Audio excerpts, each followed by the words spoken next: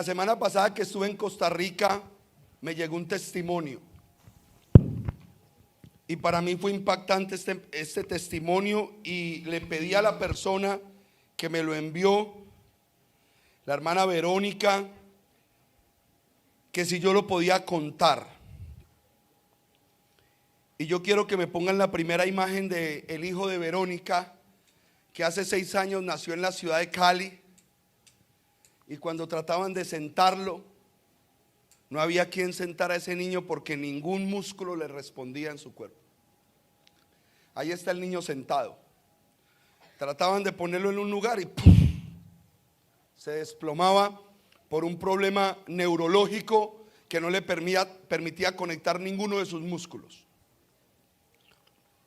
Para poderlo tener derecho, segunda imagen, este armatoste, para poderlo incorporar, madera,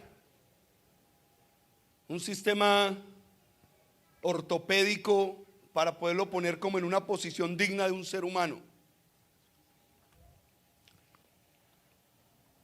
Pastor, le quiero contar un testimonio. Esto lo recibí la semana pasada. Yo estoy en contacto con ella. Ella en este momento está en Barcelona conectada. Serán las 2, 3 de la mañana ya, pero yo quiero escuchar cuando usted dé mi testimonio, pastor. Pastor, le quiero contar un testimonio. Nosotros vinimos de Colombia a España porque cuando estábamos esperando nuestro tercer hijo, en el 7º mes nos dijeron que en el 7º mes de embarazo, nos dijeron que el bebé traía problemas neurológicos, y cuando nació en Colombia fueron muy negligentes. O sea, no fueron correspondientes al problema que... ¿Y por qué quiero contarles este testimonio ahorita que están sus hijos acá? Ellos están aquí parados con toda su fuerza, brincando, se tiran. Yo estoy pensando en aquellos hijos que no están hoy con usted aquí, y usted los quiere ver aquí, y usted cree, ¿será que sí es posible que Dios pueda hacer el milagro? Entonces, lo que yo les voy a mostrar ahorita es de esos milagros que uno dice, Padre, si tenemos que cerrar MC ya logramos el objetivo. Ya lo logramos. Ya hicimos el trabajo al cual el Padre nos llamó a predicar este evangelio. El pastor Ferley Jaque fue a orar por nuestro hijo en Bogotá, cuando lo acabamos de operar en el cardioinfantil, porque el niño se ahogaba y se estaba muriendo con 3 meses de edad. Unos pastores de Cali, no sé cuál es su nombre, ahora también fueron a orar al hospital y nos dijeron el nombre que el Eterno le dio a nuestro hijo, y era Benjamin, aunque ya le habíamos puesto por nombre Martín. Salimos pues de Colombia como familia hacia España. Yuhei Bajei nos dio el dinero y todos los medios de una forma sobrenatural. Cuando llegamos aquí íbamos a la iglesia, a las asambleas, pero siempre nos quedábamos cortos con las enseñanzas. Entonces empezamos a seguir sus enseñanzas, Pastor Diego, por YouTube. Hace como 1 año celebramos Shabbat. O sea que el niño ya tenía 5 añitos cuando empezaron a celebrar Shabbat hace 1 año. Y no conocemos y no volvimos a comer cosas inmundas. Me encanta cuando escriben directo. Me encanta, sí, ya. Si usted no hace caso, usted mete inmundicia en este templo. Mete inmundicia. Para no decir, ay no, es que era un chicharroncito. Eso es inmundicia. Me encanta cuando la gente habla así. Por eso es que el Padre les hace los milagros que les hace, porque saben decir las cosas. Hace como 1 año empezamos a celebrar Shabbat y no comemos cosas inmundas, y estamos oyendo la voz del Eterno. Aunque aún no celebramos Pesach, pero cada día vamos con el afán de cumplir mandamientos. Pero lo que le quiero contar es que hace 1 año nos dijeron de orar hacia el templo.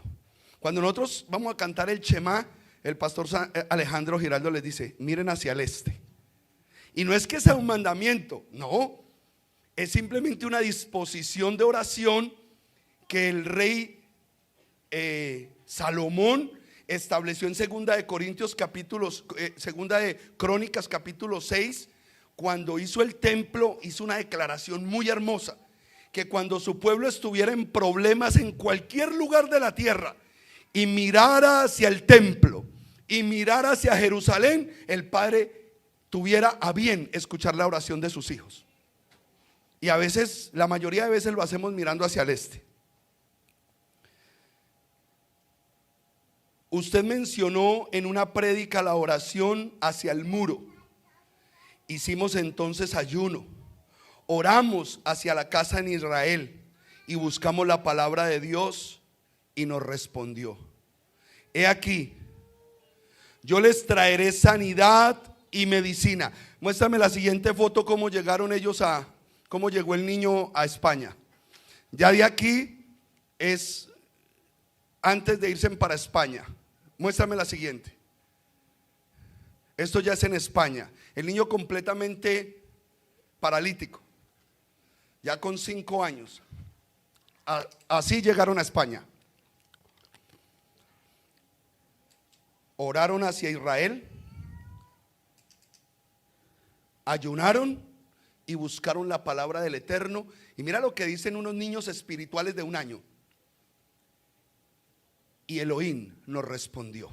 Oiga lo que les respondió: he aquí que yo les traeré sanidad y medicina, y los curaré, y les revelaré abundancia de shalom y de verdad, y haré volver los cautivos de Judá y los cautivos de Israel, y les restableceré como al principio, y los limpiaré de toda su maldad con la que pecaron contra mí, y perdonaré todos sus pecados con los que pecaron contra mí, y todos los que se rebelaron contra mí. Y me será a mí por nombre de gozo y de alabanza y de alegría entre todas las naciones de la tierra, que habrán oído todo el bien que yo les hago, y tomarán y temerán y temblarán de todo el bien y todo el shalom que yo les haré. Jeremías 33 del 6 al 9. Y ahora quiero mostrarle lo que Yahweh ha hecho. Nuestro hijo caminó el viernes pasado a los 6 años, desde el año que nos dijeron que nunca más caminaría. Todavía no me muestres el video. Todavía no me muestres el video.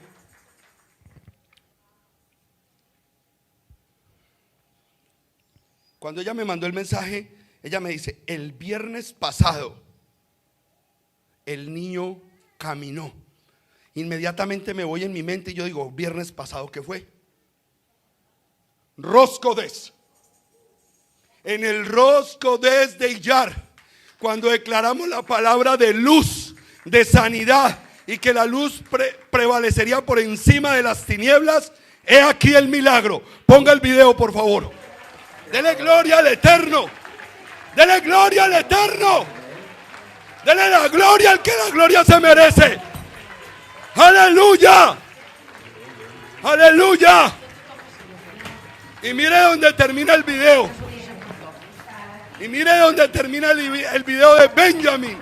Primavera. Ahí termina el video. En primavera. Ahí. Páralo. Páralo. Ponga la otra foto donde decía primavera. Frutos de primavera. Fruto del conteo del Omer. Fruto de la obediencia al Padre. Shabbat shalom a todos, bendiciones. Vamos entonces a comenzar con nuestra enseñanza del día de hoy, de la Parashat Emor. Y seguimos con esta serie de enseñanzas de Emor en Shemitah. Y el tema o el título que le puse a la enseñanza del día de hoy dice: somos un sacerdocio que persiste. Somos un sacerdocio que persiste. Y la pregunta podría ser: bueno, ¿persistimos en qué? ¿En qué persistimos? Y cada cual, pues, por su estilo de vida o por las metas personales que tenga, puede poner en qué persiste. Pero el día de hoy, para la enseñanza, la respuesta a esa pregunta, ¿en qué persistimos? Persistimos en ser sacerdotes. Porque para ser sacerdotes hay que persistir en serlo. No es simplemente recibo el título de que soy sacerdote y ya, eso es todo. Sino que requiere una tarea diaria. Hay un dato bien interesante y es que, bueno, de hecho forma parte de uno de los temas que tocó la parashá esta semana. Dice la parashá que Aarón, o el sumo sacerdote, tenía la obligación todos los días de prender la menorá. Pero para él prender la menorá no era simplemente llegar, echaba el aceite y pum, y lo hacía todo, sino que tenía que desarmar la menorá completa, todas sus piezas, aunque todos los brazos eran una sola pieza, pero cada mecha, cada lámpara, limpiarla todo el aceite que quedaba, volverla a armar y prender cada una de sus luces. Entonces, ahí dice, la enseñanza que nos deja a este punto es que cuando él armaba de nuevo la menorá, es como si hiciera una nueva menorá. ¿Qué quiere decir esto? Que lo que nosotros hacemos todos los días, nuestro servicio diario hacia el Eterno, cada día tiene que ser como si fuera la primera vez que lo hiciéramos. Con el mismo entusiasmo, la misma energía, las mismas ganas, y que no se vuelva algo cotidiano, porque de lo cotidiano forma parte de ser de lo común. Y las cosas que son comunes no son kadosh, no son santas. Sin embargo, nuestro servicio al Creador dice que tiene que ser kadosh, santo, porque servimos al que es santo, santo, santo. Amén. En esta parashá, la parashá de Emor, se nos habla de varios temas. Se nos habla al principio de la parashá, y fue lo que leyó mi suegro ahora, acerca de la santidad que tenían que tener los Kohanim, los sacerdotes. Especialmente el Kohen Gadol, el sumo sacerdote, que literalmente en esta parashá es interesante, es llamado Kohen HaMashiach. Kohen HaMashiach, que si lo tradujéramos diría Cohen, el Cohen Mesías. Pero la palabra Mashiach quiere decir es ungido, y como sacerdote llevaba esa unción, él era llamado el Cohen HaMashiach. De hecho, él mismo era una imagen profética de Yeshua. Luego pasamos al tema de los korbanot, las ofrendas. Y se nos dice que las ofrendas, y es bien interesante porque cuando habla del sacerdocio, los sacerdotes no podían tener ni un solo defecto físico. Nada. Ni las cejas unidas, ni marcas en su cuerpo, no pueden tener ningún defecto físico. Pero es bien interesante porque ya en el templo, no tanto en lo que era el tabernáculo, la tienda, sino cuando se construyó el edificio, se construyó el templo. En el templo había una cámara, había un cuarto que era dedicado a la madera. Entonces es bien interesante porque estos hijos de sacerdotes, estos hijos de Kohanim, que por derecho a ellos les tocaba el sacerdocio, pero por tener un defecto físico no se les permitía oficiar como sacerdote, igual tenían una función. La función de ellos, que tenían un defecto en su cuerpo, era trabajar en esa cámara de la madera viendo que ninguna madera tuviera defecto. Inspeccionando cada madera, cada trozo de madera que se traía que no tuviera ningún defecto, porque esa madera iba a ser usada en el altar para quemarla, para la ofrenda. Entonces me pareció bien interesante como el Eterno siempre lo equilibra todo y no deja a nadie afuera. Él va a usar a todo el mundo.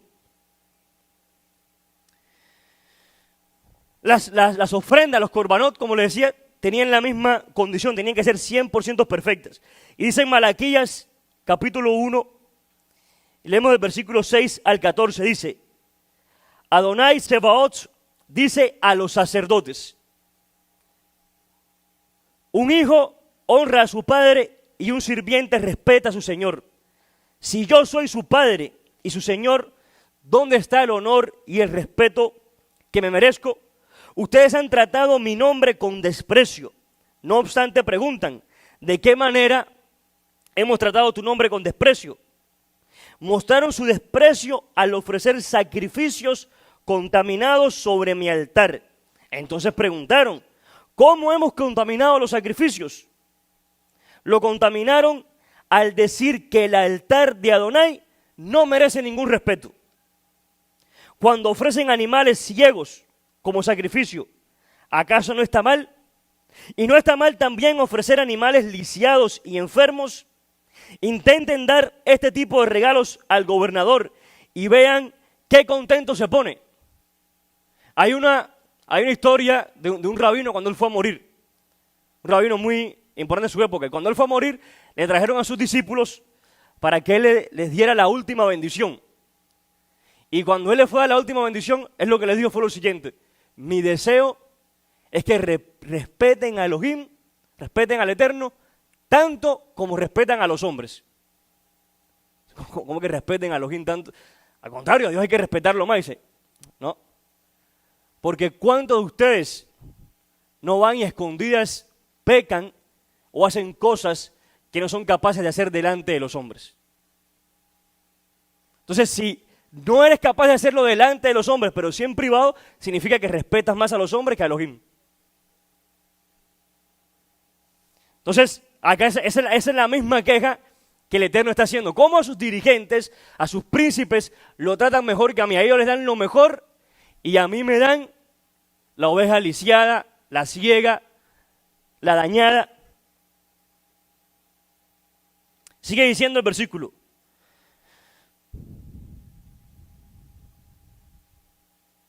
Adelante, supliquen a Elohim que sea misericordioso con ustedes. Pero cuando llevan esa clase de ofrendas a Él, ¿por qué debería Él de tratarlos bien? Pregunten a Adonai, Tsebaot, ¿cómo quisiera que alguno de ustedes cerrara las puertas del templo para que esos sacrificios despreciables no fueran ofrecidos? No estoy nada contento con ustedes, dice Adonai Tsebaot. No aceptaré sus ofrendas. Sin embargo, mi nombre es honrado desde la mañana hasta la noche por gente de otras naciones. Esta declaración que el Eterno hace es la vergüenza más grande que a nosotros nos puede dar. Que nosotros, que decimos conocer el documento, seguir sus instrucciones, seguir sus mandamientos, pero que otros de afuera, de otras naciones, le sirvan a Él mejor que nosotros mismos.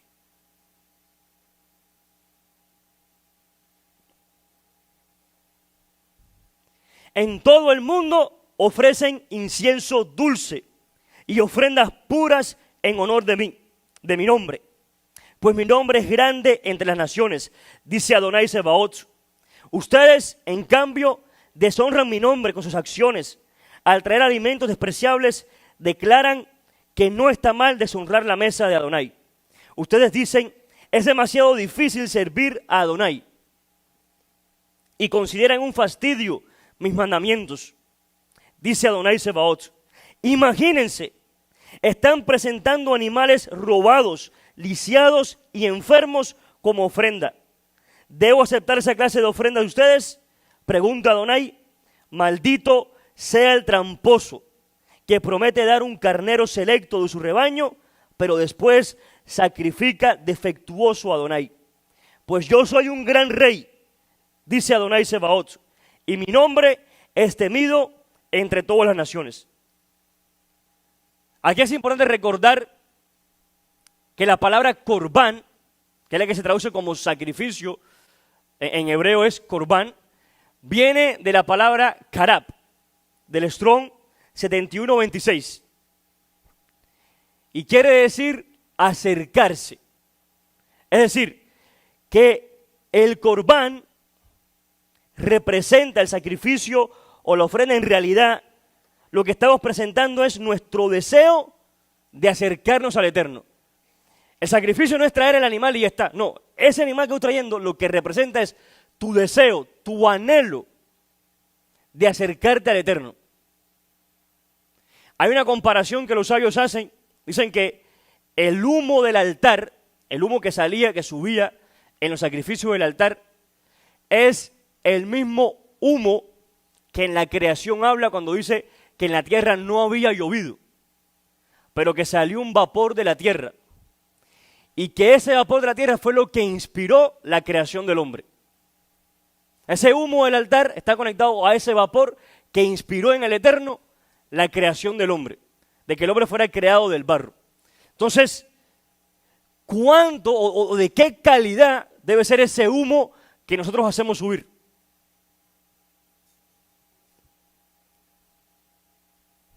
Entonces, nuestros deseos y acciones para acercarnos al cielo tienen que ser 100% perfectos, íntegros, tanto en intenciones como en acciones. Tanto en intenciones como en acciones. Dice en el Salmo capítulo 24, versículo 3 al 6. ¿Quién subirá al monte de Adonai? ¿Y quién estará en su lugar santo?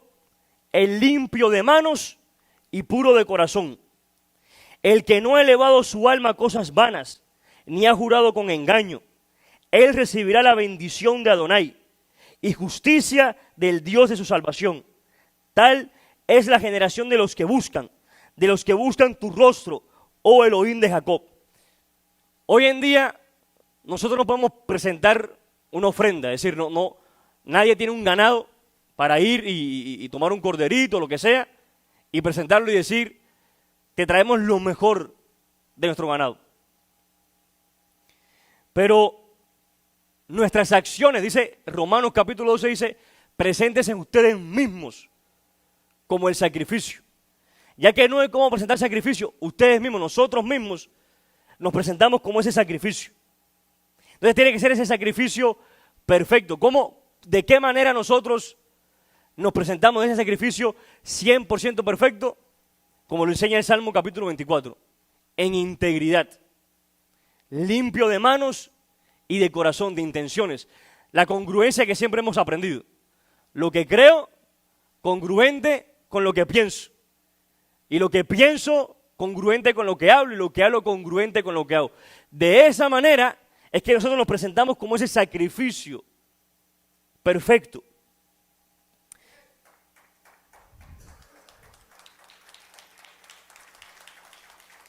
Baruch Hashem.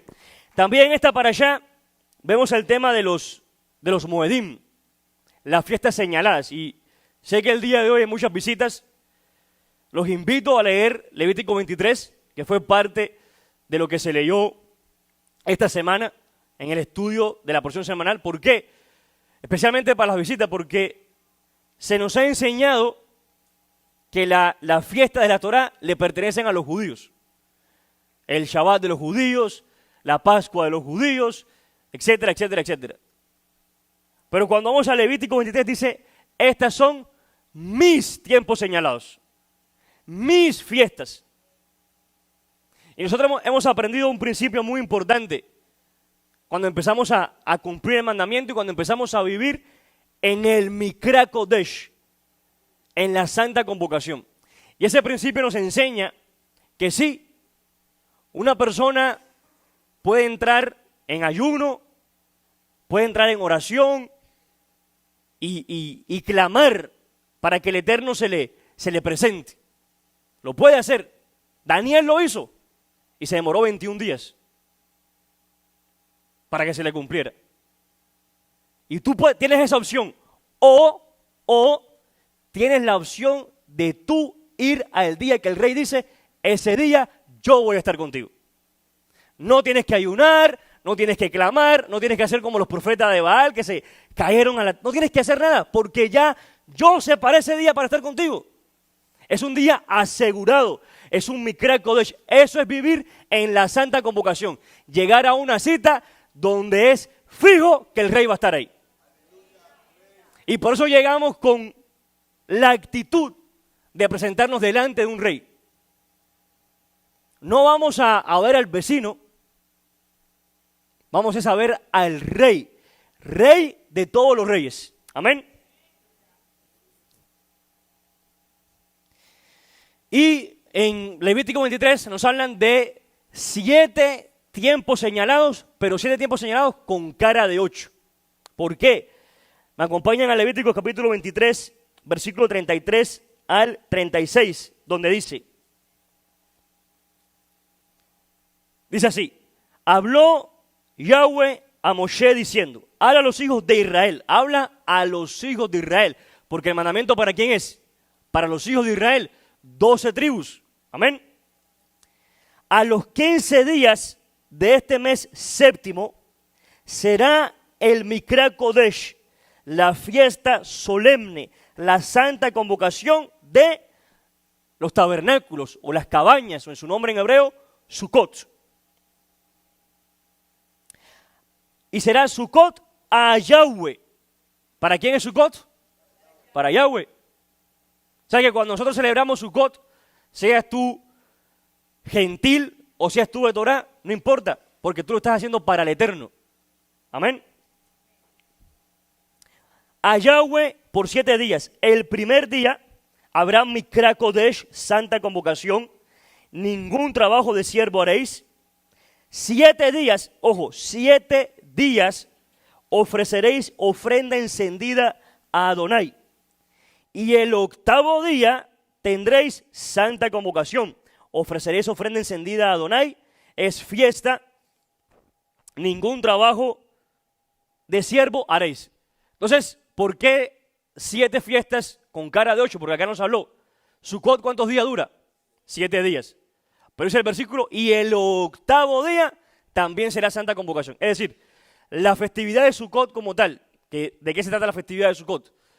Está la orden en el mandamiento de recoger frutos hermosos. Se prepara el lulav, la palmera, con el mirto, el sauce y el etrog.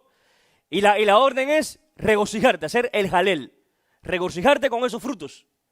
Porque hoy en día lo hacemos a rigor histórico, pero en aquella época la fiesta de Sukkot representaba que se habían recogido todos los frutos del otoño. O sea, si tú no recoges fruto en el otoño, tú no comes.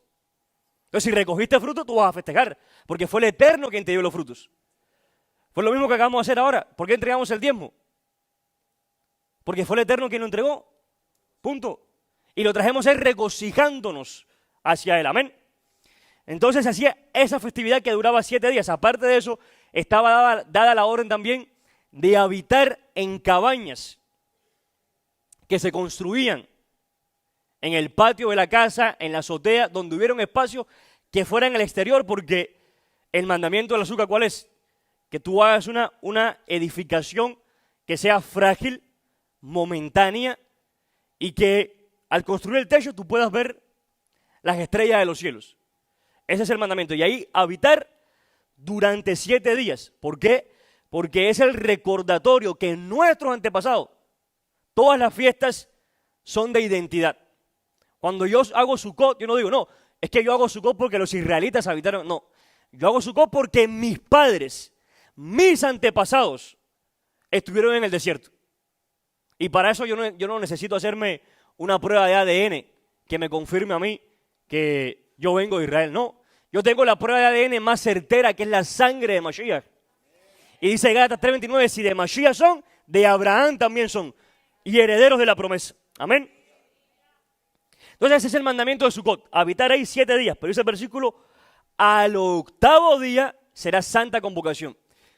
Yo me puse a buscar, y en mi casa tengo un libro que es de la Mishnah, que la Mishnah es toda la legislación que las cortes, porque la Torá manda a hacer cortes, y hay una corte suprema que la Torá manda a establecer, así como todos los países. Aquí en Estados Unidos existe la Corte Suprema, y existen todos estos ramas del gobierno que se dedican ¿a qué? A legislar la Constitución de los Estados Unidos. Pues el Eterno, como un juez perfecto, en su Torá también mandó a hacer una Corte Suprema, el Sanedrín, 71 jueces en total. Y a través de ellos se escribió ese documento llamado la Mishnah. Y me pareció interesante porque a ellos les pasó como a nosotros. Porque nosotros al principio no estábamos 100% claros de que el 8º día era una fiesta aparte. Sí, ellos también al principio pensaban que el octavo día estaba dentro de Sukkot. Pero con el tiempo se dieron cuenta que el octavo día es una fiesta aparte y que lleva sacrificios aparte. Y fue denominada como Shemini Atzeret, la fiesta del octavo día.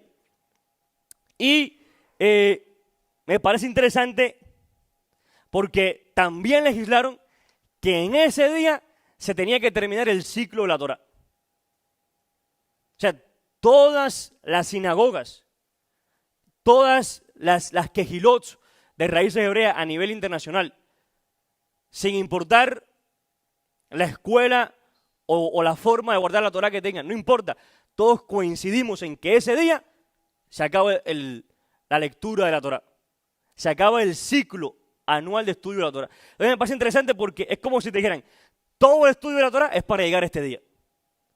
Porque ese día, ¿qué representa? ¿Qué representa ese día?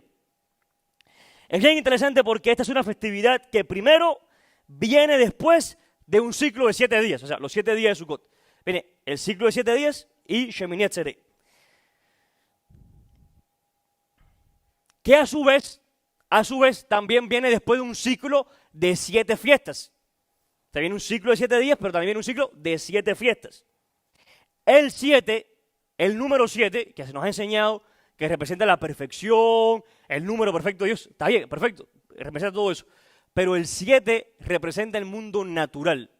¿Por qué? Porque en 7 días fue creado este mundo natural. Entonces el 7 tiene esa connotación, lo natural.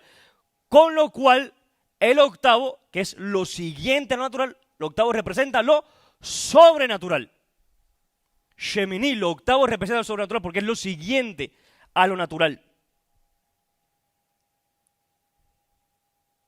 Shemini Atzeret, por lo tanto, es una festividad, es un Mikrat Kodesh que nos lleva a conectarnos a eso mismo, a lo sobrenatural o a lo que viene después de este mundo natural.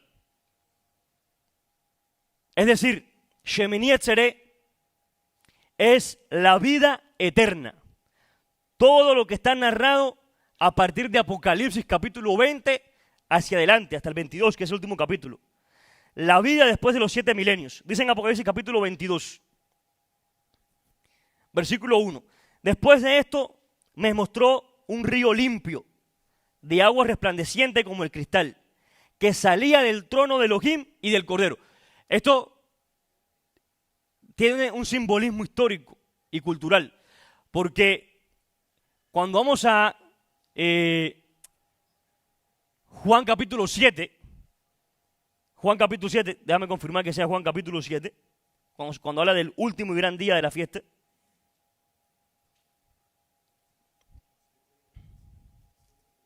(7:38).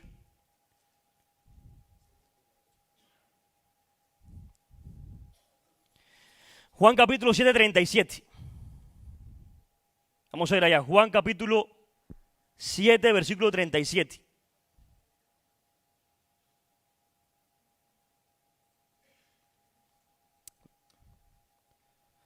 Dice, el último y gran día de la fiesta, Yeshua se puso en pie y alzó la voz diciendo, si alguno tiene sed, venga a mí y beba. El que cree en mí, como dice la Escritura, de su interior correrán ríos de agua viva. Esto dijo del Espíritu que habían de recibir los que creyesen en él. Pues aún no había venido el Espíritu de santidad porque Yeshua no había sido aún glorificado. Entonces, nos habla que al último y gran día de la fiesta, cuando leemos Juan 7, nos damos cuenta que la fiesta ahí nos está hablando de Sukkot, con lo cual el último y gran día de la fiesta es precisamente ese Shemini Atzeret, el octavo día. ¿Qué ocurría ese octavo día?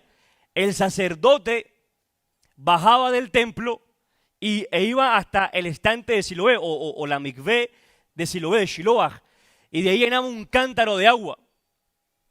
Subía con ese cántaro y todo, y era una festividad que se llamaba la fiesta del agua.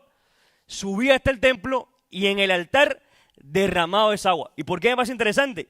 Porque Apocalipsis, capítulo 22, que es un pasaje que nos habla de la proyección profética de Shemini Atzeret, que es el mundo venidero, la vida eterna. Comienza diciendo precisamente, después de esto me mostró un río de agua limpia, de agua de vida, resplandeciente como el cristal, que salía del trono de Elohim y del Cordero. ¿Cuál es ese trono de Elohim y del Cordero?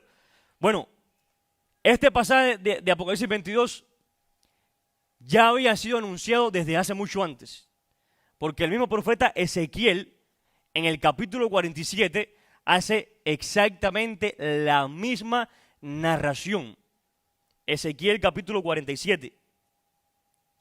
Dice, vamos a ir allá rápidamente.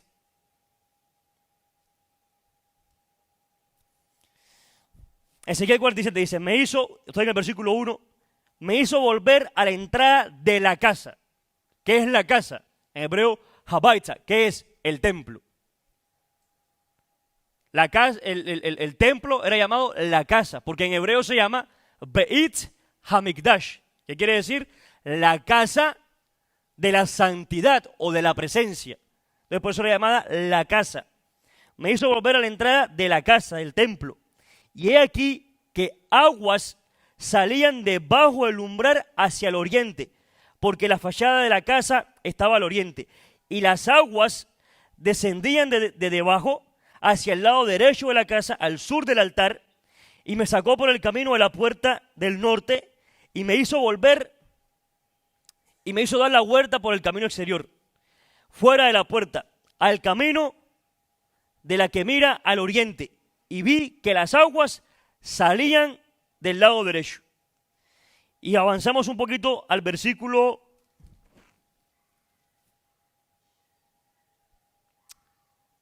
al verso 12, versículo 12. Y dice, junto al río. ¿Cuál río? El que salía, el que nos dijo sale del altar. El río que sale del altar. Y junto al río, en la ribera, a uno y a otro lado del río, crecerá toda clase de árboles frutales. Sus hojas nunca caerán, ni faltará su fruto. A su tiempo madurará, porque sus aguas salen del santuario, y su fruto será para comer, y su hoja para medicina. O sea, tener todos estos elementos en mente. El agua que sale del altar, que a una y a otra orilla del río crece toda clase de árboles, que da su fruto para alimento, y su hoja es para medicina, sanidad, correcto. Ahora regresamos a Apocalipsis 22, que es el versículo de Shemini Atzeret. Volvamos a leer. Después me mostró un río limpio de agua de vida, resplandeciente como el cristal, que salía del trono de Elohim y del Cordero. Primero, este versículo es pura unicidad, porque habla de un trono que es del Cordero, que es Elohim. Porque no va a ser un trono, bueno, el Cordero se sienta aquí en una esquina y Elohim aquí en la otra esquina. Es un trono, Adonai Ejat.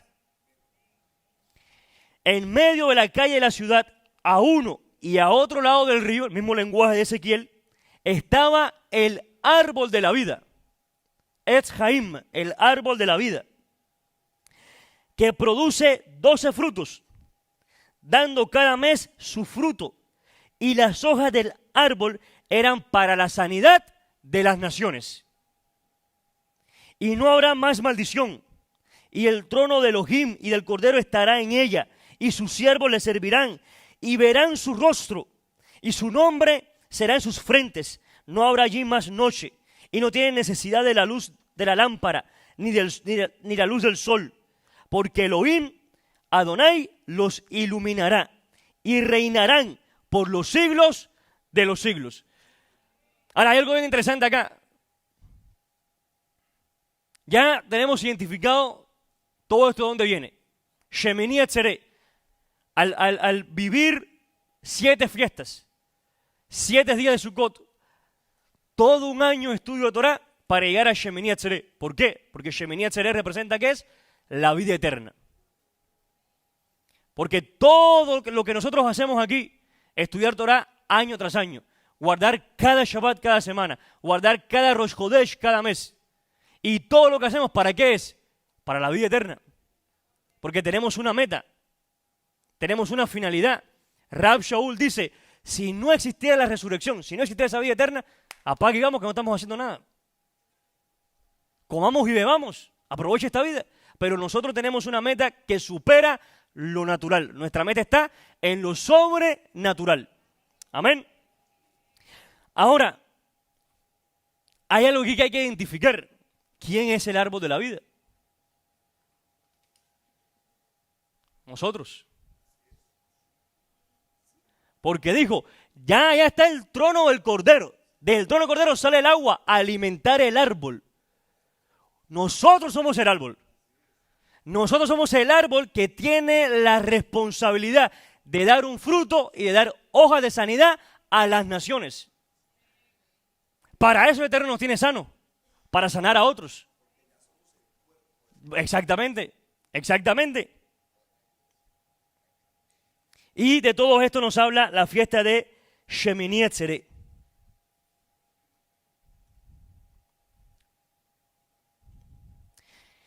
Y es bien interesante, porque ahora mismo nosotros nos encontramos en medio de un ciclo de 7.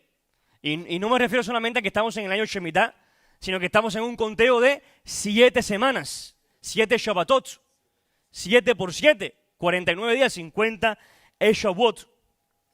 Y en 2 de Pedro, capítulo 1, versículos 3 al 9, se nos habla de 7 escalones que hay que subir en la emuná. 7 escalones que hay que subir en la emuná. Vamos allá. 2 de Pedro 1, 3 al 9 dice: con todas las cosas que pertenecen a la vida y a la piedad nos han sido dadas por su divino poder. El Eterno, por su poder, nos ha dado a nosotros todo lo concerniente a la vida, mediante el conocimiento de aquel que nos llamó por su gloria y excelencia, por medio de las cuales nos ha dado preciosas y grandísimas promesas, para que por ellas lleguemos a ser participantes de la naturaleza divina. ¿Cuál es el objetivo de la Torá? Que tú llegues a alcanzar una naturaleza divina. Porque ahora mismo todos nosotros estamos amarrados, esclavizados a una naturaleza humana, una naturaleza pecaminosa, pero el objetivo es alcanzar una naturaleza divina, romper este cascarón y llegar a alcanzar lo divino.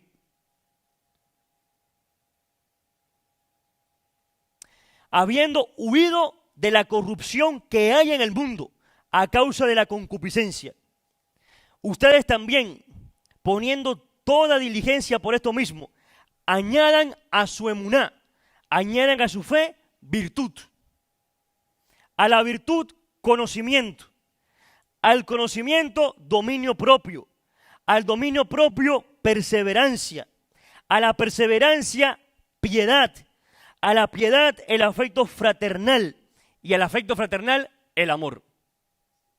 7 escalones que se nos enseñan a subir de la emuná. Ahora, ¿es esto importante? Veamos qué nos dice. Vamos a ver si es importante o no. Porque si estas cosas no están en nosotros y abundan, es decir, no es solamente que estos 7 escalones estén en nosotros, sino que tienen que abundar. O sea, tiene que haber mucho de esto en nosotros. Si no están, no los dejarán. Perdón, porque si estas cosas están en ustedes, si están en ustedes y abundan, no se quedarán ociosos ni sin fruto en cuanto al conocimiento de nuestro Adón Yeshua. O sea, que el adquirir estas 7 cualidades y que sean abundantes en nosotros es lo que nos lleva a precisamente lo que acabamos de ver, a ser ese árbol que da fruto y que da esas hojas de sanidad. Pero el que no tiene estas cosas tiene la vista muy corta, es ciego, habiendo olvidado la purificación de sus pecados pasados. Este versículo es bien interesante porque nos enseña 2 cosas. Primero, la importancia de adquirir estas cualidades, como diciéndonos, o sea, para esto te perdonó Yeshua, para que tú aprendas a vivir de esta manera. Y segundo, nos enseña que precisamente los pecados que fueron perdonados fueron los pecados pasados. No habla de los pecados futuros. De ahí en adelante ya corre por nuestra cuenta. Ahora, ¿qué pasa si unimos todos estos conceptos en uno solo? Es decir, las 7 fiestas con las 7 sefirot del Omer y las 7 cualidades y características que nos habla primera de Pedro. Pesaj, la festividad de Pesaj, quedaría unida a Gesed y quedaría unida a la virtud, que es la excelencia moral. Lo primero que nos habló Pedro. Es decir, Pesaj, ¿por qué va unido con Gesed? Gesed se ha traducido como amor. Pero amor se queda corto para lo que es Gesed. Porque muchas veces el amor lo expresamos es cuando lo sentimos nada más. Si me nace, lo hago. Si me nace amarte, lo hago. Pero Gesed quiere decir una fuente que da de forma inagotable. Es dar, dar, dar, dar, dar, dar, dar, dar, sin parar, sin detenerse. ¿Y eso cuando se vio? En Pesaj. Porque en ese Pesaj el Eterno lo dio todo con el sacrificio de Mashiach. Ya de ahí para allá no pida nada más. No pida nada más. ¿Qué más vas a pedir que la sangre del Elohim vivo? Derramada por cada uno de nosotros. Amén. Y esa conciencia de que Él ya lo derramó todo por mí. Él ya hizo ese gesed, Él ya entregó todo de forma inagotable por mí, con sacrificio, me tiene que llevar a mí a vivir en esa excelencia moral. Ahora yo tengo la responsabilidad, pero si Él ya hizo por mí, ahora me toca a mí. ¿Cómo le correspondo? Lo que dice Pedro, a tu emuná añádele virtud, es decir, la excelencia moral, moralmente excelente. Matzot, la segunda festividad, la festividad de panes sin levadura, quedaría unido ¿con quién? Con Geburá y con el conocimiento, que fue el segundo punto que vimos en segunda de Pedro. Ahora, Matzot y Geburá, ¿cómo se unen? Matzot, ¿qué representa? Los panes sin levadura, es decir, pan sin el pecado. Levadura representa el pecado. ¿Cuál es la única forma de sacar la levadura, de sacar el pecado? A través de la Geburá. Una vida en Geburá. ¿Qué es Geburá? Geburá se traduce como disciplina.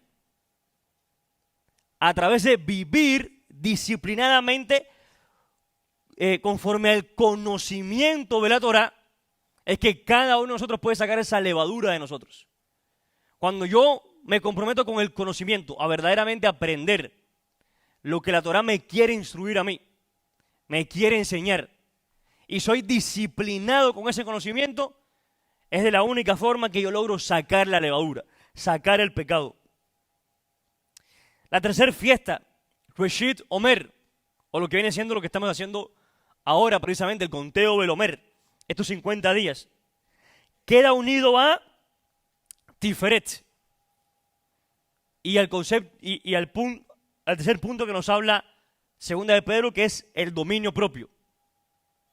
¿Cómo se unen estos tres puntos? Reshit Omer, Tiferet y dominio propio. Porque a través del conteo del Omer, ¿cuál es el propósito del conteo del Omer? ¿Qué significa Tiferet, primeramente? Tiferet es traducido como compasión, verdad o armonía. Porque cuando se habla de Tiferet, Tiferet quiere decir el orden natural. O sea, no es lo mismo que, por ejemplo, tú llegas a la casa, todo está desordenado y tú empiezas a ordenar las cosas. Ahí no fue un orden natural, ahí tú llegaste a ordenarlo todo. Orden natural es la naturaleza. Tú llegas, ves un paisaje, los árboles, los animales, el sonido, ahí hay Tiferet, hay belleza, hay armonía natural.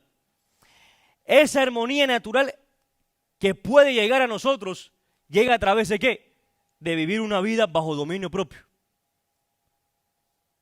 Cuando tú coges este deseo que quiere impulsarte para acá, tú dices, no, al centro.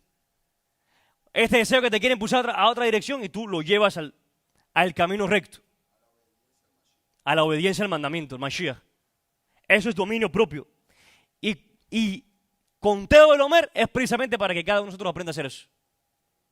El Reshit Omer, lo que vimos en este periodo de 50 días, es para que cada uno aprenda a desarrollar su dominio propio en cada una de sus emociones.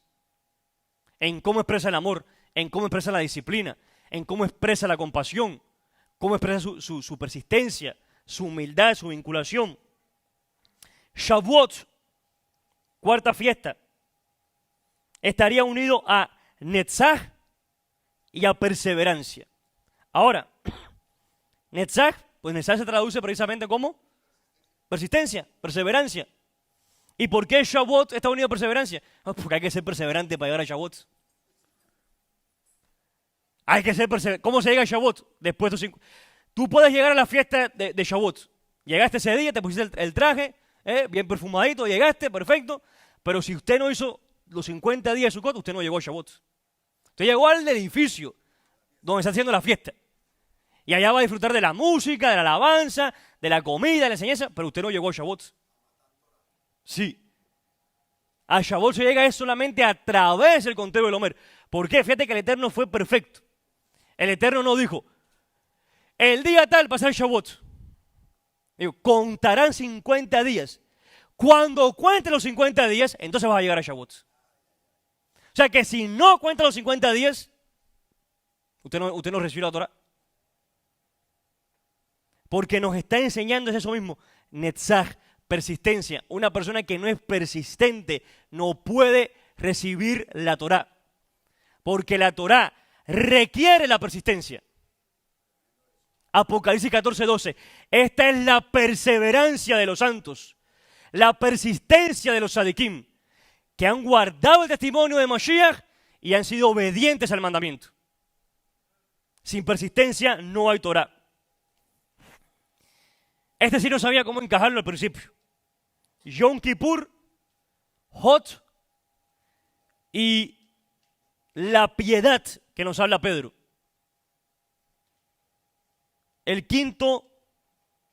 La quinta cualidad que nos habla en segunda de Pedro, la piedad o la sumisión completa a Elohim. ¿Qué es Yom Kippur? El perdón de pecado. Pero para tú ser Yom Kippur y para recibir ese perdón de pecado, tú tienes que hacer el ayuno. Dice, afligirán sus almas. Tienes que humillarte, tienes que ayunar, es decir, tienes que anular completamente tu ser. Correcto. Y me parece bien interesante, porque en Yom Kippur existe la tradición, bueno, realmente es una tradición que viene desde la misma Torah. La tradición es que todo el mundo se viste así, de blanco, como está el pastor hoy, vestido de blanco. Así se hace en Yom Kippur, pero es una tradición que viene de la misma Torah, porque hay una imagen que nosotros estamos acostumbrados a ver, pero es una imagen errónea. Y es ver al sumo sacerdote, vestido de sumo sacerdote, delante del arca. Eso no existía. Porque ese día él no se vestía con las ropas del sumo sacerdote. Él se vestía era de lino blanco nada más. Eso es lo que instruye la Torá. Levítico 16. Ese día solamente se vestía de lino blanco. Se vestía de lino blanco. Entonces, muchas enseñanzas por las cuales se saca de ahí. Una de ellas es que dice, ¿por qué se viste de lino blanco? ¿O por qué está esa tradición de vestirse de blanco ese día?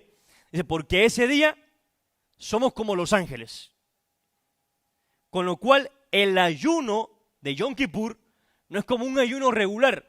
Normalmente uno, ¿por qué ayuna? Porque se quiere humillar. Porque quiere decir, yo quiero anularme y no quiero buscar ningún beneficio personal y por eso voy a ayunar. Pero en Yom Kippur dice que se ayuna porque se nos quiere enseñar que nosotros realmente no dependemos de nada en este mundo. No necesito comer, no necesito asearme, no necesito hacer nada de lo que este mundo me quiere dar, sino que simplemente hoy soy como un ángel, dedicado solamente a la voluntad del Eterno. Y eso precisamente es Hod, es humildad. El atributo de Hod está asociado ¿a quién? A Moshe. Hod quiere decir humildad, pero también quiere decir iluminación, luz, resplandece. Cuando algo resplandece, brillo. También la palabra Hod está unido a ese concepto. Entonces me pareció bien interesante porque en toda la Torá a Abraham no le brilló el rostro. Ni a Isaac, ni a Jacob, ni a ninguno de ellos. Le brilló fue a Moshe, a quien la Torá misma dice, este es el hombre más humilde en toda la tierra. ¿Y cómo vivió su vida Moshe? Exactamente bajo el concepto que nos enseña Yom Kippur. Totalmente desprendido de este mundo. Ni un burro tomé de los hijos de Israel. Nada. Entonces, Moshe nos enseña la perfecta humildad. Porque muchos de nosotros estamos equivocados con respecto al concepto de humildad. Y pensamos que humildad es bajar la cabeza, hablar bajito y hacerse la víctima. Ay, yo soy muy humilde. Yo soy muy humilde. A mí que nadie me haga nada porque yo no me puedo defender, soy muy débil. Pero Moshe no era así. Moshe nos enseñó la humildad. La humildad, por eso Hod tiene que venir después de Netzach. O sea, humildad tiene que venir el Eterno nos enseña humildad después de enseñarnos persistencia. ¿Por qué?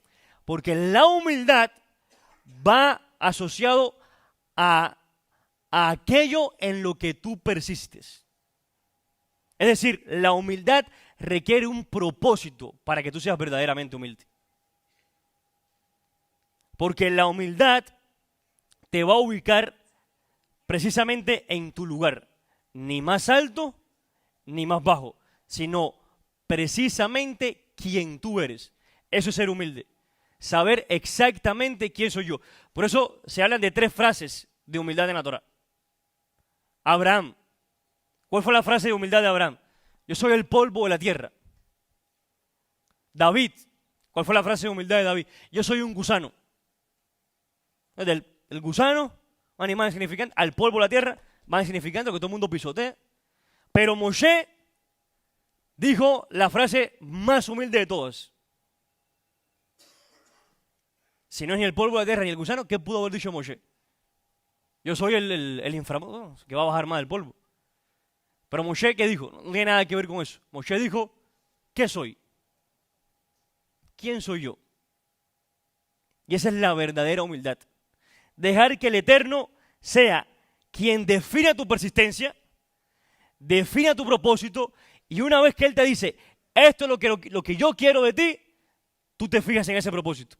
Cuando a Moshe vinieron y le dijeron, tú no eres el elegido del Eterno, él salió a discutir, salió a pelear su posición, se tiró su rostro en tierra y le dijo, mañana el Eterno va a definir quién es santo y quién no. Mañana el Eterno va a definir quién. O sea, ¿cuál fue la humildad que nos enseñó Moshe? Siempre que lo atacaban a él personalmente, él no se defendía. Ahora, pero que no se metieran con el pueblo, ni se metieran con Elohim. Cuando el pueblo estaba en peligro de ser exterminado, su humildad lo llevó a enfrentarse al mismo Dios. No, pero ¿cómo tú vas a hacer eso? ¿Cómo se te ocurre hacer tal cosa, Eterno? Te va a pasar y discutió con Dios cara a cara. Pero cuando el pueblo puso en peligro la santidad del Eterno, le dio un palo a la piedra para darle un palo al pueblo. Esa es la verdadera humildad. Actuar conforme al llamado del Eterno. En esa posición, la piedad, estar en sumisión completa al Eterno. Eso es ser verdaderamente humilde. Y eso es verdaderamente expresar el brillo de la Torá. Así es como verdaderamente tú vas a expresar la luz de la Torá. Cuando la gente, el pueblo vea el celo que tú expresas hacia el mandamiento, hacia la instrucción, hacia la voluntad del Eterno, totalmente sometido a Él. Yom Teruah, unido a Yesod, que quiere decir vinculación. Yesod también quiere decir fundamento, el fundamento. Hay un versículo bien interesante en Proverbios, capítulo 10, verso 25, donde lo traducen, la traducción dice, el justo permanecerá para siempre. El justo permanecerá para siempre. Pero en hebreo no dice así. En hebreo dice Tzadik y Yesod Olam. Tzadik y Yesod Olam. ¿Qué quiere decir Tzadik y Yesod Olam? El justo es el fundamento del mundo. El justo es el fundamento del universo. Ahora, este principio de ser fundamento está unido a el afecto fraternal, a la vinculación. Y fue precisamente lo que hablamos la semana pasada. Si nosotros no somos capaces de vincularnos entre nosotros mismos, ¿qué fundamento vamos a hacer? ¿Qué fundamento vamos a hacer para el mundo? Ninguno. Porque entonces, si fuéramos a hacer el fundamento al mundo, a las naciones, estando unos en contra de los otros, sería un fundamento quebrado, débil. Y es bien interesante, ¿por qué está unido a Yom Teruah? Yom Teruah, las fiestas de la trompeta o la fiesta de la aclamación, porque en Yom Teruah, ¿qué estamos esperando para Yom Teruah? La venida del Mashiach. Y cuando Yeshua llegue a ver a su novia, ¿qué quiere ver él en medio de su pueblo? Que su pueblo ha sido capaz de ser uno solo. Él viene a ver un solo pueblo. Él no viene por las 40,000 novias que existen hoy allá afuera. Viene por una sola. Y es la casa de Israel. Y esa casa de Israel va a llegar a ser una sola cuando sea capaz de vincularse, de unirse en el afecto fraternal. Y por último, Sukkot, que está unido a la Sefirá de Malhut, que quiere decir reino, y a la cualidad de amor que nos habló segunda de Pedro, que es la última cualidad. Sukkot, ¿por qué está unido Sukkot a Malhut? Malhut es la Sefirá, es el atributo de este mundo. Esto es Malhut. La tierra, la creación, es Malhut. Y Sukkot nos enseña que este Malhut, este reino, es momentáneo, es pasajero. Hoy estamos y mañana ya no estamos. Y dentro de muy poco tiempo, todo esto va a ser eliminado y va a ser un nuevo reino, una nueva creación. Con lo cual hay que aprovechar cada momento para mostrar ese amor que aprendemos en la Torah. También Sukkot representa las bodas del Cordero, la unión entre Yeshua y Malhut, ese amor que nos habla la Torah. Todas estas semanas son un ejercicio de preparación para cuando lleguemos a Shavuot y nos presentemos delante del Eterno, Él pueda ver. Cuando hagamos toda esta semana, completemos todas estas semanas, es para cuando nos presentemos en Shavuot, Él pueda ver en nosotros exactamente lo que Él espera de nosotros. ¿Cuánto quieres cumplir con las expectativas que Dios tiene de ti?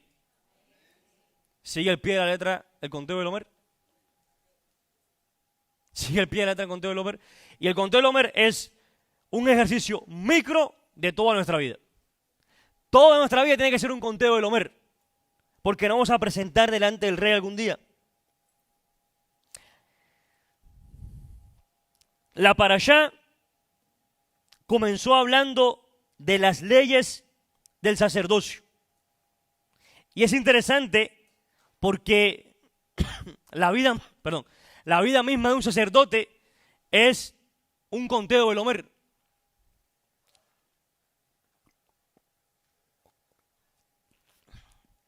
Toda la vida de un sacerdote es un conteo del Homer. ¿Por qué? En el Homer tenemos que contar 50 días. 50 días se nos ordena contar en el Homer. En Números, capítulo 8, versículo 23 al 26, dice: Adonai habló de nuevo con Moshe y le dijo: esto se le aplica a los levitas. El hombre que tenga 25 años de edad o más se unirá al grupo que sirven en la tienda de reunión. Pero a partir de los 50 años de edad se retirará del grupo de servicio y ya no volverá a realizar su servicio.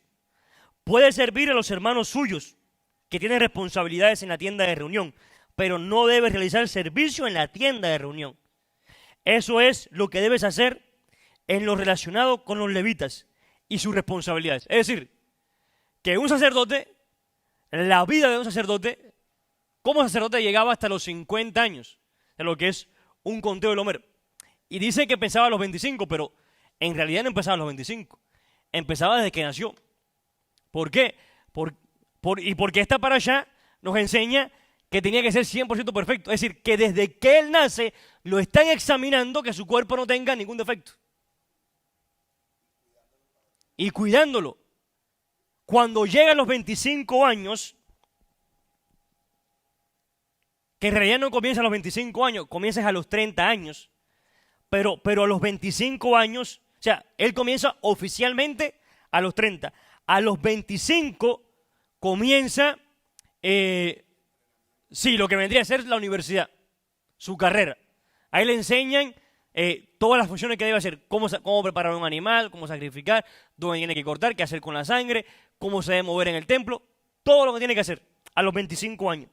Y me pareció interesante porque el día 25 del Homer corresponde a Netzach de Netzach. Persistencia en la persistencia. Lo que hemos aprendido toda esta semana. Es decir, el sacerdocio está totalmente ligado a la persistencia.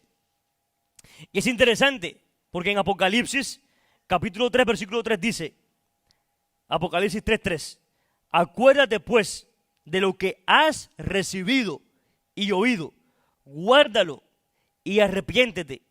Por tanto, si no velas, vendré como ladrón y no sabrás a qué hora vendré sobre ti. Ese vendré como ladrón es un hebraísmo que precisamente tiene que ver con ese entrenamiento sacerdotal que se hacía. Porque dentro de la escuela de los sacerdotes, el entrenamiento que se hacía, se les dejaba, había noches que se les dejaba de vigilia y tenían que cuidar las entradas del templo y demás. Y en medio de la noche, el sumo sacerdote, el Cohen Agadol, se despertaba y venía con una mecha de fuego en la mano. Y al Cohen o al levita que estaba en entrenamiento, que lo cogiera dormido, le prendía las ropas. No era para quemarlo a él, era porque si le prendía la ropa, en su piel podía quedar una cicatriz de quemadura y ya quedaba anulado totalmente como sacerdote. O sea, él mismo no puede decir te anulo, pero le dañaba su cuerpo para que la Torá lo anulara. A eso que Yeshua se refiere, vendré como ladrón de la noche, porque al Cohen Agadol que salía en la noche se le llamaba el ladrón de la noche. Y Yeshua hace la misma referencia. Ahora, así como hay tantos conceptos en la escritura ligados al conteo del Homer, básicamente todo lo que hemos visto hasta ahora, y a su tradición del estudio diario de la Sefirot, a su vez también tenemos algo más que se une al conteo del Homer, y es el vincular al conteo del Homer las 7 cartas de Apocalipsis, porque se nos ha enseñado que se le escriben a 7 congregaciones, pero en la escritura existen 7 congregaciones, existe una sola congregación, que es la congregación de Israel. Pero entonces, ¿por qué se habla de 7 congregaciones? sino está hablando de 7 aspectos de la misma congregación. ¿Y cuáles son esos 7 aspectos? Pues lo que estamos hablando en todo este conteo del Homer.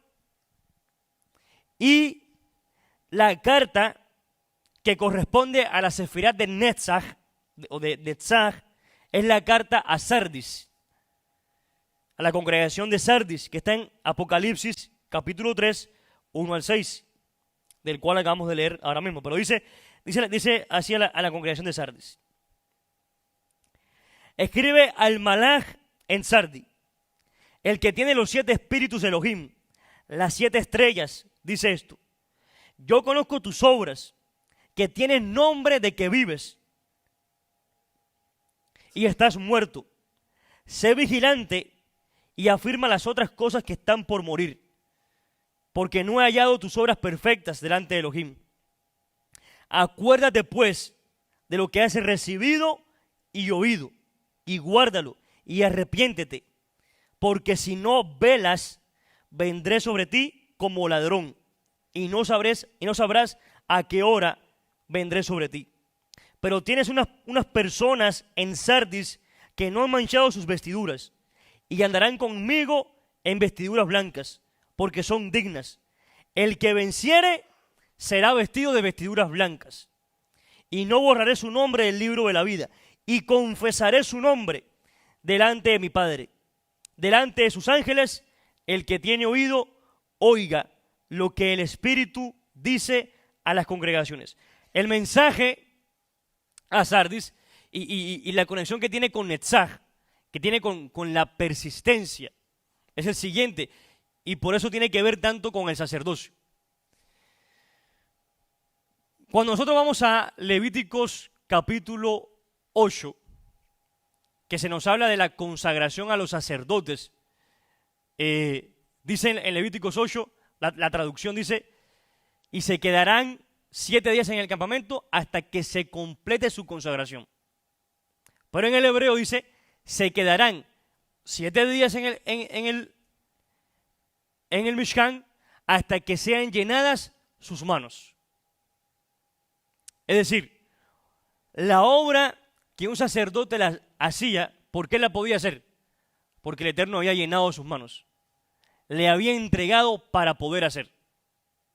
Por eso cuando Pedro y Juan van y ven al paralítico y dice: de lo que tengo, de lo que mis manos han sido llenadas, de eso es lo que te puedo dar. Eso es lo que hacía un sacerdote. Ahora, dice acá: tienes fama de que vives, pero en realidad estás muerto. Esto nos habla con respecto a Netzach, tiene que ver con las motivaciones. ¿Qué te motiva a ti? Porque si dice: tienes fama de que vives, es decir, buscas tu propia motivación, luchas por tu propia causa, en realidad no estás vivo, estás muerto.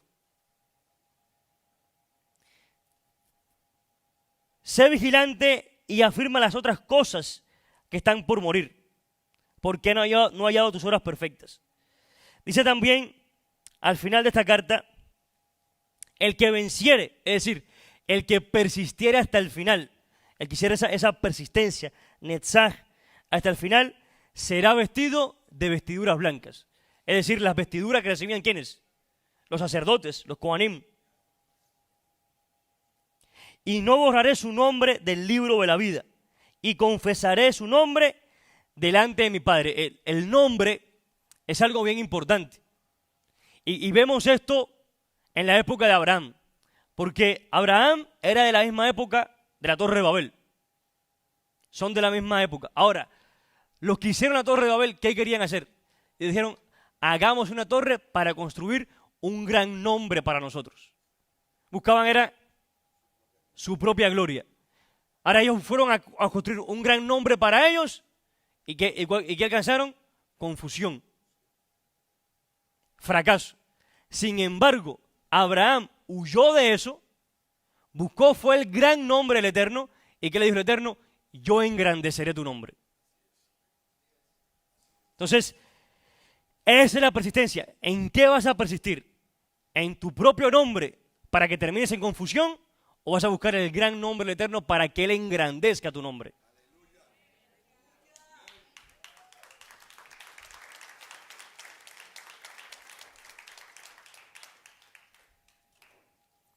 Nosotros hemos recibido el título, y no solamente el título, sino que con el título la responsabilidad de ser sacerdotes. En primera instancia, por convenio de Torah. Éxodo 19. Ya lo hemos leído varias veces. Éxodo 19 dice, si aceptas este convenio, ustedes serán un reino sacerdotal. Luego, ese título fue afirmado en la redención por medio de Yeshua. Primera de Pedro 2:9. Él nos escogió, somos un linaje escogido. Él nos trajo, nos redimió y nos hizo nuevamente reino sacerdotal, pero con las mismas condiciones originales.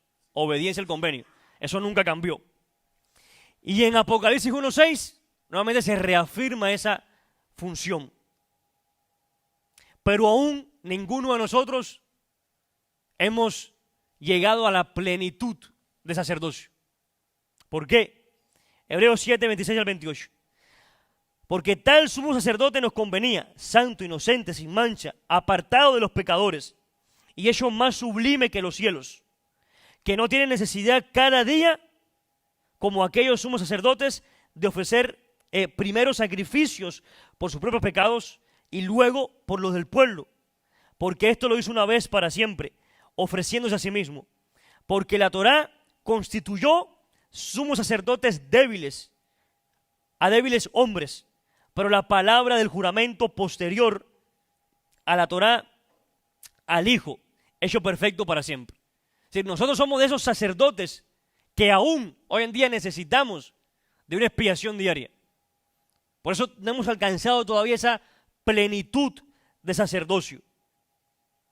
Cada uno de nosotros, como dice 1 Corintios, estamos unidos a esta carne de corrupción.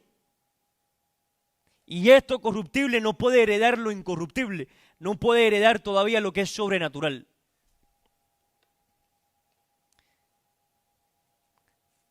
¿En qué condición estamos? Génesis 6:5. Y vio Adonai que la maldad de los hombres era mucha en la tierra, que todo designio de sus pensamientos, de los pensamientos de su corazón, de ellos era de continuo el mal. En el capítulo 8, versículo 21 se vuelve a repetir, diciendo, porque el intento del corazón del hombre es malo desde su juventud.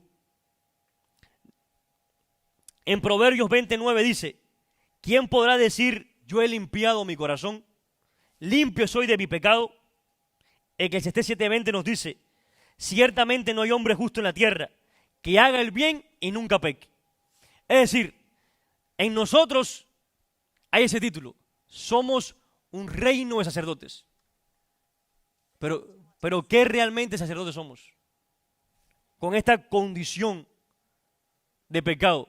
Esa guerra que Romanos 7 nos habla.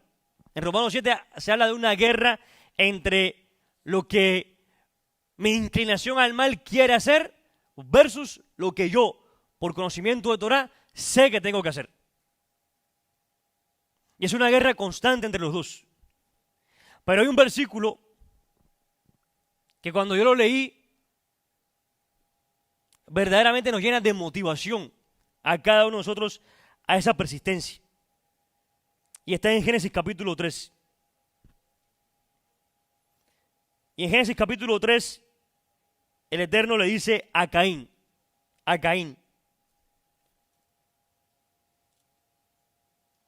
perdón, Génesis capítulo 4,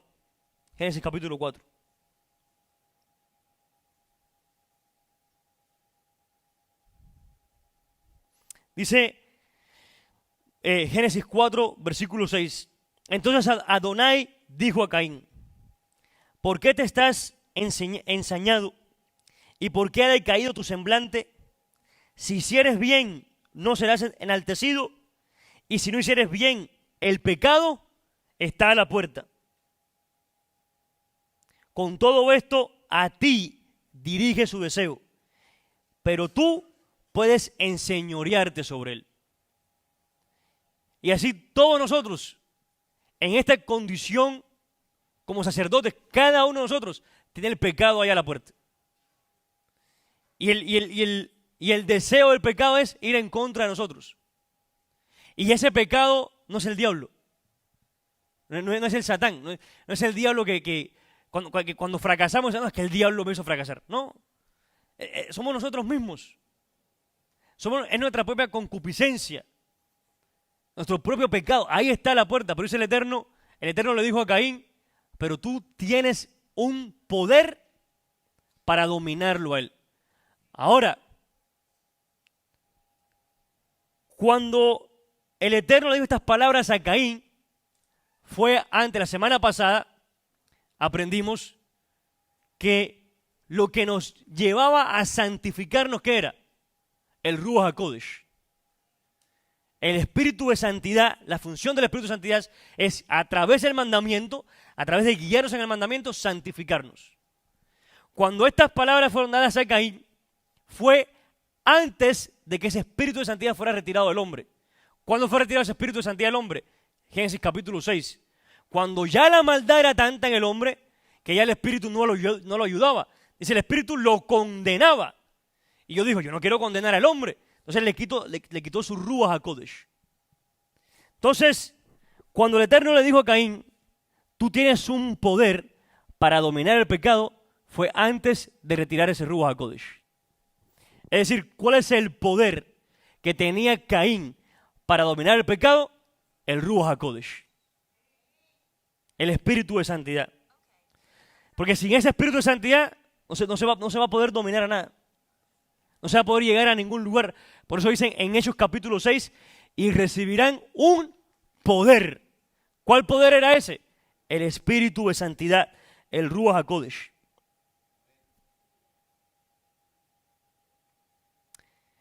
Por eso es importante que cada uno de nosotros viva bajo todos estos conceptos que hemos aprendido hoy. ¿Qué es vivir bajo el conteo del Homer? ¿Qué es vivir bajo todo lo que hemos estado haciendo durante, ya entramos hoy en la en la cuarta semana. La semana de Hot. La semana de Hot. Saliendo precisamente de la semana de la persistencia. Del Netzach. Porque todo lo que hemos aprendido en la semana, ¿qué ha sido? Persistir, perseverancia. ¿Y cuál es la invitación que nos hace la Parashá esta semana? A persistir.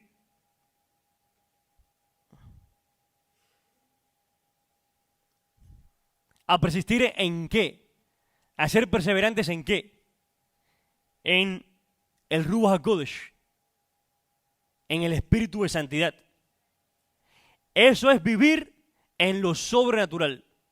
Eso es vivir en ese Shemini, en ese octavo nivel. Ya para nosotros no es suficiente las 7 semanas, los 7 días. Lo natural. Ya después de haber vivido este conteo del Homer, llegamos a lo sobrenatural. A vivir enfocados en el poder del Espíritu de Santidad. Para que en nosotros se aplique Gálatas 5:16. Digo pues, anden en el Ruach, en el Espíritu de Santidad, y así no andarán en los deseos de la carne. Entonces la pregunta es, ¿no andar en los deseos de la carne es algo que depende de mí? No. De mí depende andar en el Ruach. Y el Ruach se hace cargo que yo no ande en los deseos de la carne. Entonces, mi enfoque no está en evitar el pecado. Yo no me tengo que enfocar en evitar el pecado. El pecado déjalo en la puerta. Yo tengo que enfocarme en andar en el Ruach. Porque cuando yo esté conectado al Ruach, Él se encarga de que yo no esté en el pecado. Amén. Por último, ya para terminar.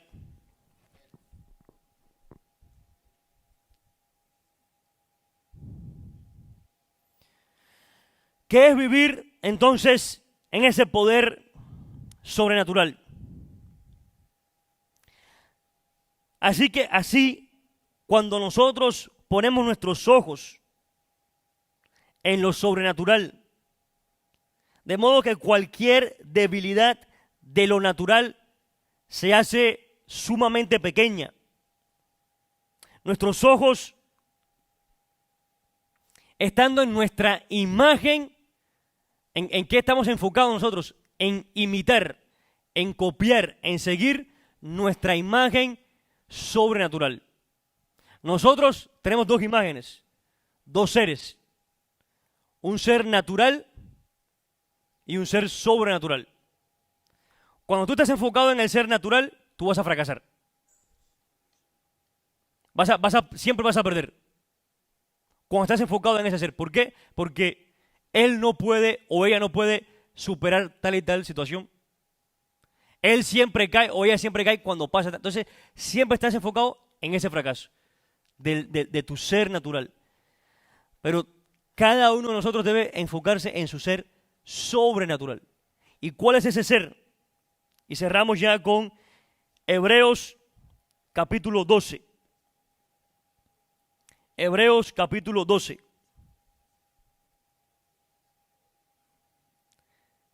Versículos 1 al 3. Hebreos 12, 1 al 3. Dice, por tanto, nosotros también, teniendo alrededor nuestro tan grande nube de testigos, despojémonos de todo peso y del pecado que nos asedia. Es decir, despójate de esa debilidad natural. No te enfoques más en lo que tu ser natural no puede hacer, en lo que tu ser natural no puede alcanzar. Nuestro ser natural no le podía devolver o no podía hacer que ese niño caminara. Eso no lo puede hacer. Ese niño en su ser natural no podía caminar. Pero él estaba lleno y su familia estaba llena de un ser sobrenatural que superó los daños y las imperfecciones de lo natural. Entonces, de eso tenemos que despojarnos. Despójate de ese pecado que nos asedia, que está ahí a la puerta. Y corramos con netzaj, con perseverancia, la carrera que tenemos por delante. ¿Cómo debemos correr esa carrera? Con nuestros ojos puestos en nuestro ser sobrenatural. ¿Y cuál es tu ser sobrenatural? Con tus ojos puestos en Yeshua, el autor y consumador de la emuná, el cual por el gozo puesto delante de él sufrió el madero, menospreciando el oprobio, y se sentó a la diestra del trono de Elohim. La próxima vez que te veas al espejo, no veas eso que ves ahí, ve a Yeshua. Amén. Ese es el sumo sacerdote que cada uno de nosotros debe seguir. No veas tu debilidad, ve su poder en ti, porque Él ya te lo dio. Él ya te lo entregó. Amén. Baruch Hashem. Vamos a orar entonces para darle gracias al Padre por este tiempo y pedirle que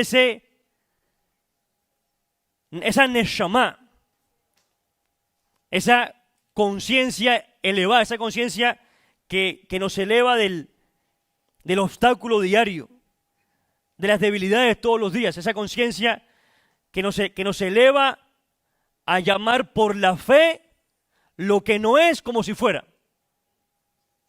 Entonces ya yo no soy más el sacerdote débil que falla.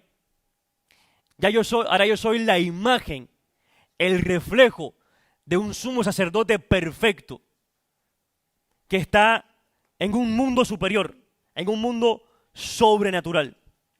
Abba Kadosh, Padre Celestial, Elohim de nuestros padres, Elohim de Abraham, Elohim de Isaac, Elohim de Jacob. Te damos gracias, amado Padre, porque primeramente nos has dado una identidad como pueblo en el Mashiach Yeshua y nos has enseñado el camino de la obediencia a la Torah. camino por el cual cada día queremos llegar a parecernos más a ti, copiar cada día más tu imagen.